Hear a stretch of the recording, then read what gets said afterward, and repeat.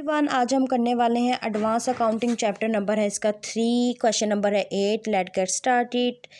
Lucky company limited has a outstanding 12% debenture of ₹5 lakh on 1st Jan 2016. The company paid interest on 31st December at the end of each year.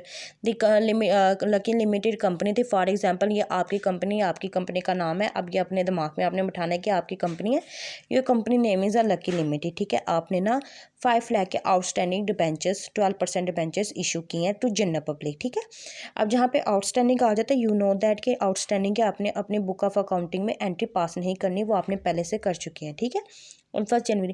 और आपकी company ना every year 31 दिसंबर को each year आप पे करते हैं interest. ठीक है, इंटरेस्ट पे करते हैं। The company has the option, मतलब कि आपकी कंपनी के पास ऑप्शन है to cancel the debentures by drawing at par और by purchasing for open market. मतलब कि आपकी कंपनी के पास ऑप्शन है कि आप कैंसिल कर सकते हैं डिबेंचर्स को to purchase your own debenture by own.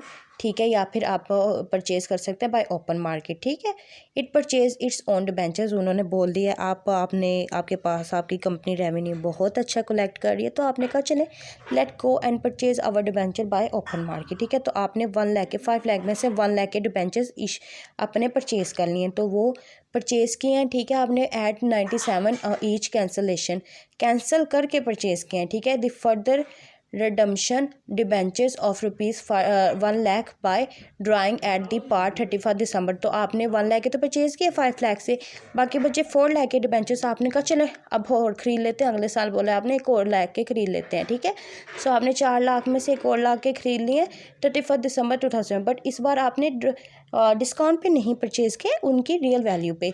Generalise the above transaction on the assumption at the redemption of debentures is out of profit and out of capital. इन्होंने 2 केसेस बोले हैं कि आपने इस ना करने। Let's go to the move on the our journal registered. तो मैंने पहले से बना लिया, वरना लेक्चर बहुत ज़्यादा लंबा हो जाता है और मुझे पता है बोर हो जाते हैं हम लोग अकाउंटिंग कर करके। तो इसलिए मैं कोशिश करती हूँ कि आपको अच्छे से समझा सकूँ फॉर शॉर्ट वीडियो। ठीक है, 31 दिसंबर 2016 को हमने अपना पे करना है अपना इंटरेस्ट। ये 5 लाख पे पे करना है। ठीक है, सबसे पहले वाला जो हमारा यहाँ पे आया था 5 लाख पर। ठीक है, इंटरेस्ट तो आपने करना है interest on debentures account 6 lakh, bank account 6,000। ठीक है, बैंक क्रेडिट क्यों है कि आपके बैंक से पैसे गए हैं। ठीक है, और पैसे किन को गए हैं, इंटरेस्ट पे गए हैं। तो इंटरेस्ट ऑन डिबेंचर, इंटरेस्ट किस पे गया, डिबेंचर्स पे। तो interest on debentures account debit हो गया हमारा और बैंक अकाउंट क्रेडिट हो गया। 5 लाख को मल्टीप्लाई कर देना 12 डिवाइडेड 100, क्योंकि डिबेंचर्स की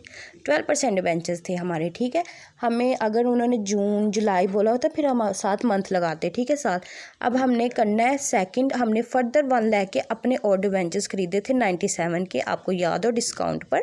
सो हमने पहले आपने ये एंट्री पास करनी है। ठीक है, 12% डिबेंचर्स अकाउंट, डिबेंचर्स अपनी पार पे गया 1 लाख पे। बैंक अकाउंट देखिए डिबेंचर्स को डिवाइडेड 100 से कर देंगे, 1000 आ जाएगा, मल्टीप्लाई 97 से करेंगे तो हमारे बैंक से कितने गए हैं 97,000। और जितने पैसे हमारे पास बचे, कितने बचे हैं 3000 बचे हैं, क्योंकि हमने डिस्काउंट लिया है 3%। तो हमारा कैपिटल रिजर्व में चले जाना है, वो क्रेडिट हो जाएगा बीइंग परचेज ऑन डिबेंचर्स। ठीक है, ये लिख लेना है। अब हमारे पास 2 केसेस थे, आउट ऑफ प्रॉफिट और आउट ऑफ कैपिटल। तो आउट ऑफ प्रॉफिट में आपने करना है profit and loss appropriation account debit 1 lakh, redemption reserve account 1 lakh credit. ठीक है, आपने लिख देना है आउट ऑफ प्रॉफिट। ठीक है, आगे आपने या फिर आप इसकी ड्यूरेशन लिख सकते हैं बीइंग डिबेंचर्स रिडीम। ठीक है, आपने ये लिख लेना है, या फिर आपने लिख देना है being the amount of profit set upside to redemption of the debentures, ये वाली लिखनी है आपने। आगे आपने कर देना आउट ऑफ कैपिटल। यहाँ पे सेम अमाउंट आपने जो इशू कर लेते हुए की थी ना, 12% debentures account 1 lakh, bank account 97,000 को मल्टीप्लाई कर देंगे हम 97 से, तो हमारे पास आ जाएगा 97, और फिर हम कर देंगे कैपिटल रिजर्व को 30,000। ठीक है, अब सेकंड हमने अगेन सेकंड उन्होंने बोला था हम लोग अपने इंटरेस्ट पे कर रहे हैं एवरी ईयर, ठीक है। सो हमने 5 लाख के तो 1 लाख के डिबेंचर्स अपने ख़रीद लिए, तो हम अपने आप को इंटरेस्ट नहीं देंगे अभी फ़िलहाल। सो जो देंगे देना तो चाहिए, बट इसमें हम 1 लाख है लेस करेंगे तो 4 लाख पे हमने मल्टीप्लाई 12 डिवाइडेड बाई 100 कर देना है, जो हम एवरी ईयर देते हैं। 2017 पे आ गए, 2016 में हमने इतना किया था, हमने डेट के हिसाब से चलना है। लुक ये देखें, हमने इंटरेस्ट कब पे किया है, 2016 को 1 जुलाई को। हमने न्यू डिबेंचर्स कब खरीदे हैं, 31 दिसंबर 2016। अब अगली हमारी ट्रांजेक्शन कब आ रही है, 31 दिसंबर की, जब हमने एक फर्दर मोर डिबेंचर्स खरीदे हैं। तो उन्होंने बोला ईच ईयर को आपने इंटरेस्ट पे करना है। तो 1 लाख है तो हमने खरीद लिया, तो इसमें 5 लाख में से 1 लाख लेस किया तो 4 लाख आना है। सो 4 लाख आ गया, मल्टीप्लाई 12% डिबेंचर्स थे हमारे पास, तो डिवाइडेड 100 हो गया 48,000 being debentures paid eight being interest paid adventure. Sorry for that, आज मेरी वे थोड़ी ठीक नहीं है। सो फिर हमने इसको क्या करना है, अब अगला हमने न्यू अपने परचेज़ किए हैं, ठीक है। सो हमने फर्दर डिबेंचर्स खरीदे, तो क्या पार पे खरीदे थे, 12% डिबेंचर्स अकाउंट डेबिट हो गया, 1 लाख का बैंक अकाउंट क्रेडिट हो गया, 1 लाख का being debentures paid at par, ठीक है, परचेज एट पार, ठीक है।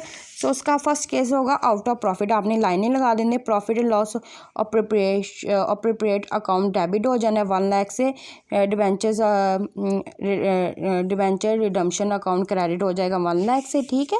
फिर अगली हमने आउट ऑफ कैपिटल करनी है, तो उसका भी सेम करना है, क्योंकि हमने अभी डिस्काउंट से खरीदे, पार से खरीदे, तो आपने 12% डिबेंचर्स अकाउंट डेबिट कर देना है, बैंक अकाउंट क्रेडिट कर देना है, ठीक है। सेम हमने आउट ऑफ कैपिटल लिखना होता है जो जिसमें हमने परचेज़ किया हो, ठीक है। और आज का क्वेश्चन यहीं तक था। आई होप आपको समझ आया हो।